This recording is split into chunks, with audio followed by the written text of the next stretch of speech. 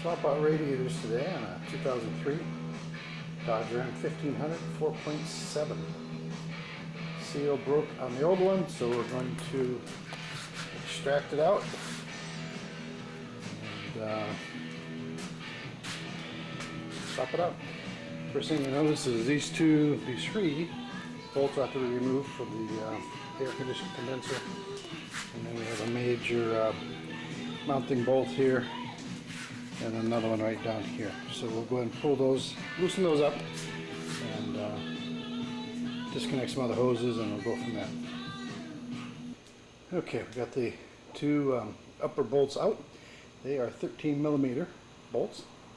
The three on the condenser where it attaches to the radiator are 10 millimeter size bolts.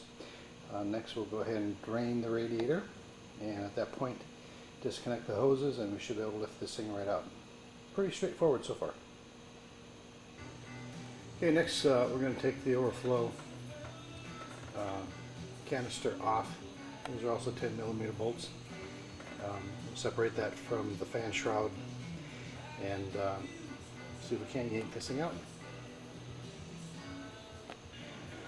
Alright, you can see this totally comes off the fan shroud. We'll disconnect the hose here as opposed to up there, because that's going to stay there. So we'll disconnect that, and then I think I'll go ahead and disconnect that and just put the tank on the side for now. Well, we didn't have to disconnect that hose, so we're just going to loop it up like so with the windshield washer.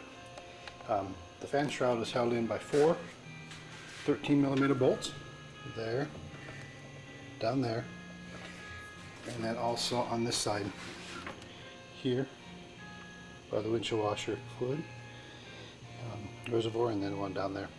So as you get those four off, the fan shroud will come off and your radiator should be able to pop right up. Okay, the top two 10 millimeter bolts are out. I misspoke.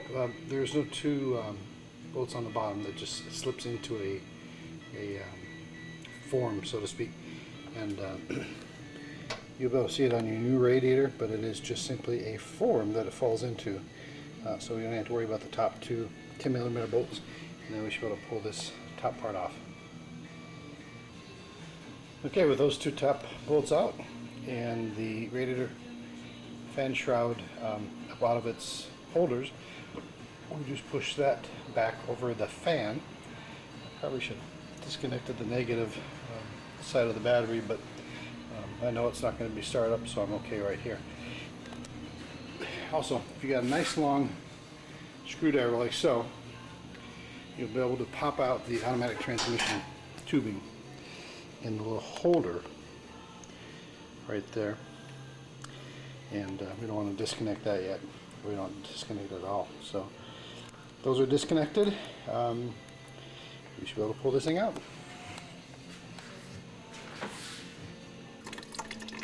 So the messiest part of this whole job is loosening up the lower radiator hose and pulling it back so it starts dripping out.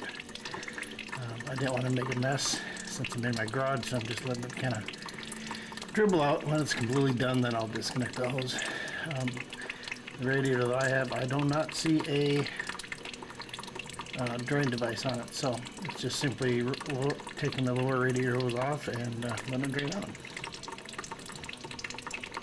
And as you can see, it looks like this radiator was the original one. It's 2011 July, and the vehicle's got 144,000 miles on it, so that's pretty good, and it never had any heating issues, so that's good. Okay, with the air conditioning condenser set aside, radiator is drained. The hoses are all off. The only thing that is still attached is automatic transmission cooling lines. Transmission cooler is held on by two 10 millimeter bolts. One there. As we come across here, there's one right down there. So we do not need to disconnect the transmission lines. So we'll pop those babies off, and then everything should come out. Transmission cooler is held on by these two bolts. They're 10 millimeter, and they have a nut on the back. So that's kind of interesting. I didn't see that. Support the coils as you get ready to pull out, especially the air conditioning. Don't want to be breaking these seals there. All right, we have the radiator out, and all set to put the other one in. One thing I noticed is just getting the fan shroud back far enough and this bottom part down here off of the lip of the radiator. Otherwise it kind of catches when you try to pull it out. So just move this thing back and kind of work backwards as you pull out the old one. Put the new radiator in, the lower radiator hose on. I'm going to attach the air conditioning lines in the little plastic holder there. Because you won't be able to put those in after you bolt down the AC condenser in the front here. So we'll do that next. We picked up a Spectra CU2479 AutoZone. This is the new radiator. Interestingly, alright, I secured the main two top bolts here. There and over here. That way I know everything is lined up where it needs to be. Everything dropped into the support sections over there and over in the corner.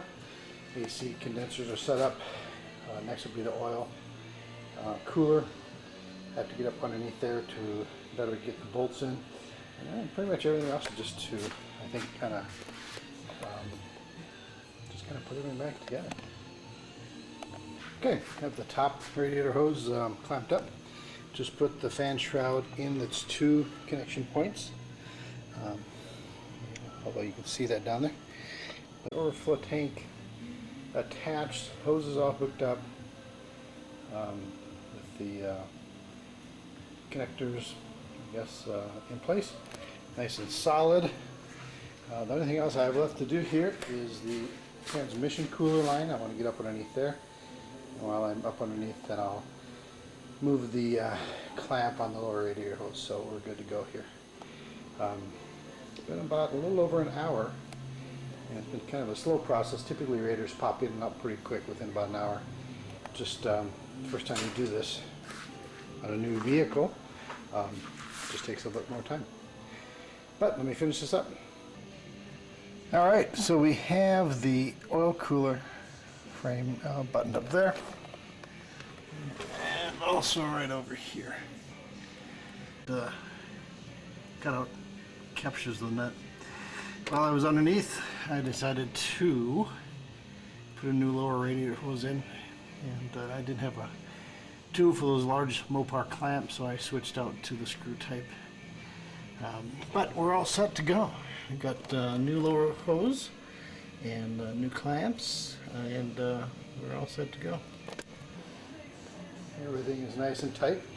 Air conditioning coil, transmission cooler coil, radiator, overflow. Everything's sutured up pretty well. No kinks. The fan turns easily. Always something you want to check. For sure the shroud hasn't affected anything.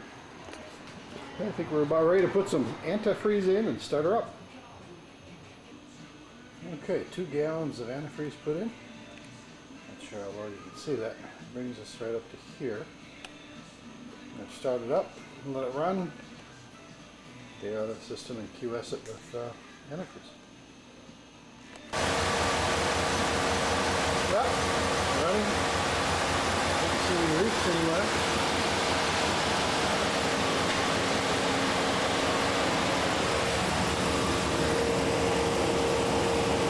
Good to go.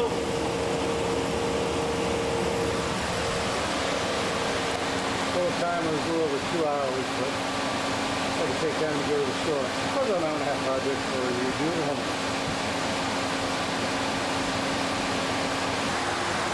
Alright, she's been running for about 5 minutes, no leaks. Everything's going real well. So that's good. Got a good stream on the inside. I think the bubbles have been